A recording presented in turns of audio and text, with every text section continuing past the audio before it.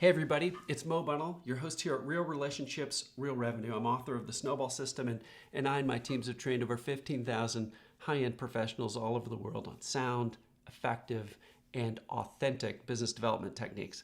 This is our fourth episode with Todd Henry. He's written several bestsellers, The Motivation Code, Herding Tigers, The Accidental Creative. That's the one I've read.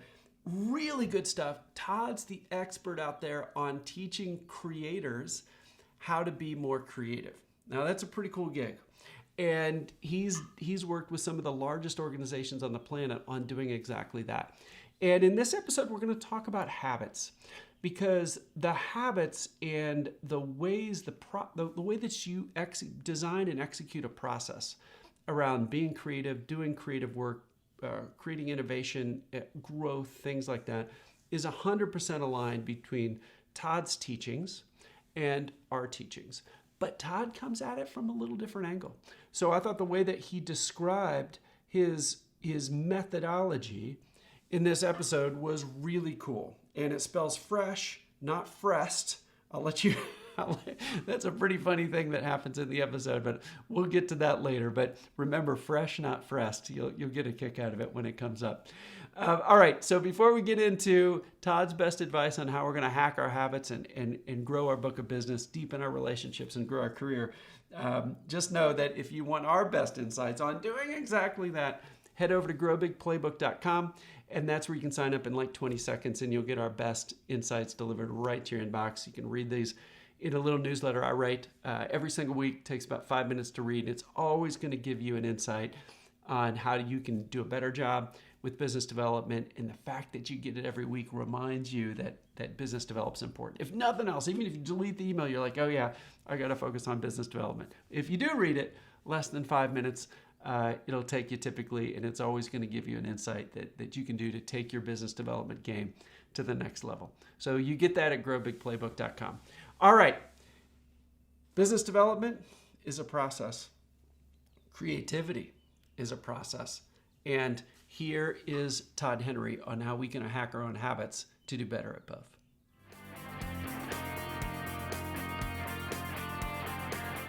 Hi, everybody. It's Mo Bunnell, your host here at Real Relationships, Real Revenue, back again with Todd Henry. Incredible last 3 episodes on lots of meaty content. I'll let you go back and listen to those. On this one, Todd has a particular expertise in helping large groups implement creativity, innovation, things like that. And it's about processes, not about just some random spark of an idea you get on a walk with your dog. So Todd, tell us this. How do we hack our own habits to have the best chance of long-term success? The reality is that those who succeed long term, those who have longevity in their career and are able to continue to be what I call prolific, brilliant, and healthy over the long term. Prolific meaning doing a lot of work, brilliant meaning doing good work, and healthy meaning working sustainably. It doesn't mean that it doesn't mean we don't feel stressed. It doesn't mean we're not overextended from time to time. That's not what I'm talking about. I'm talking about working sustainably long term, right? Those who are able to do that are people who have disciplines, who have practices in their life. They carve out space, and some of them do it unwittingly, by the way. They don't even know they're doing it. They just do it sort of because they realize they have a need for it, and it just becomes part of their life. They tend to have practices in 5 key areas, and I wrote about this in The Accidental Creative. The first one is focus. They're really good at routinely stepping back and asking, what am I really trying to do here? What problems am I solving? Because creativity isn't about projects, it's about problems. Our minds are not wired to do projects, our minds are wired to solve problems. So think about like the way that me hungry, me need food, right? Like me cold, me need shelter. Like you think about like the most rudimentary human needs. They're not projects. Nobody said, I should build a cave. I should go carve out a cave and maybe I could decorate it and we get, no, it was like, I have a problem, I need to solve it. So we need to get really good at defining those problems. What are the problems I'm really trying to solve right now? And then winnowing those down to the most important problems so we can allocate our finite resources to them. The second is relationships. So we have focus, we have relationships. We need other people in our life to help us solve problems effectively. Creativity is a team sport. Innovation is the collective grasp for the next. I need to see what you're seeing. You need to see what I'm seeing. We put those pieces together. And as Steve Jobs said, creativity is just connecting dots. We need all of our dots out there in front of us so that we can connect them more meaningfully. And teams that are really good at that are the ones who make progress most swiftly because they're communicating about what they're seeing, what they're experiencing, what they're, the problems they're trying to solve.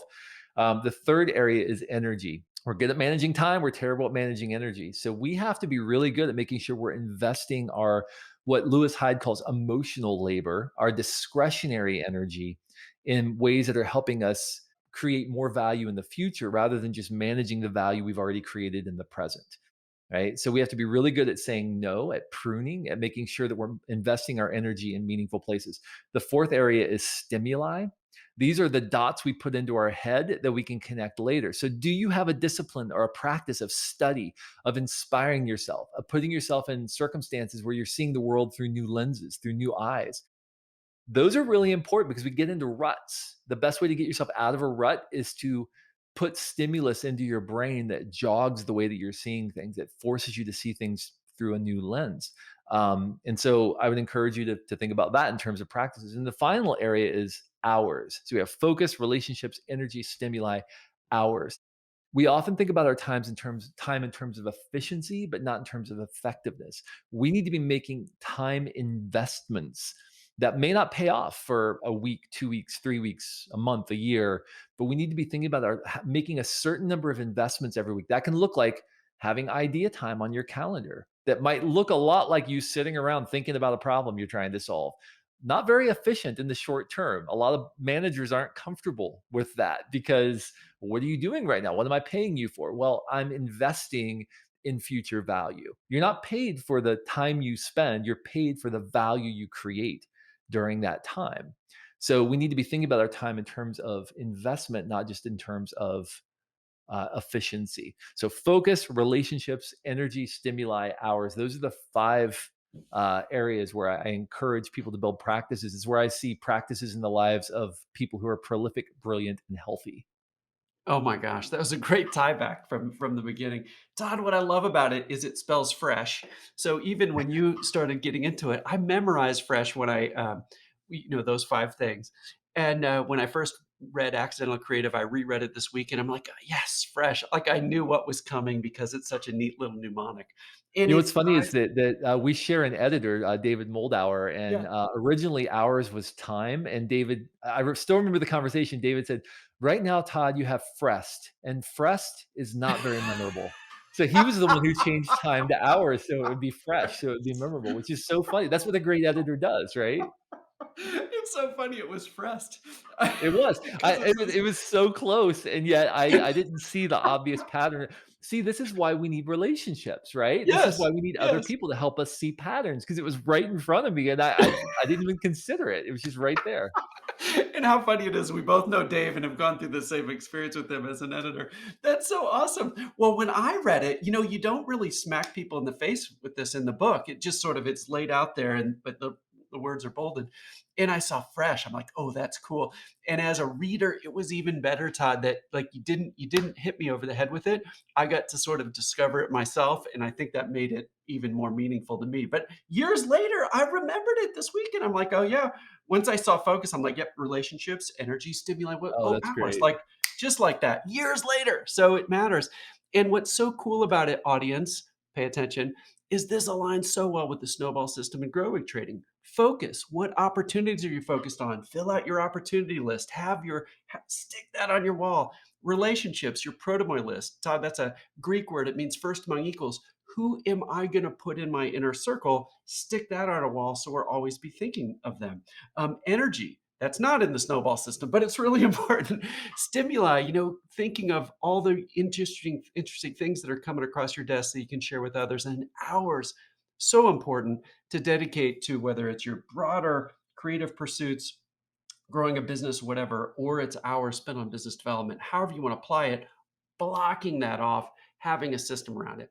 Folks, this is what Todd teaches large creative groups as organizations is how do you have this process? Then what do you do quarterly, weekly, a monthly was your other one, quarterly, monthly, and weekly. What systems do you have to sort of have like agile for creative pursuits and for creative teams. That's what Todd does. So, Todd, I just couldn't thank you more for being on the show. This has been absolutely fantastic.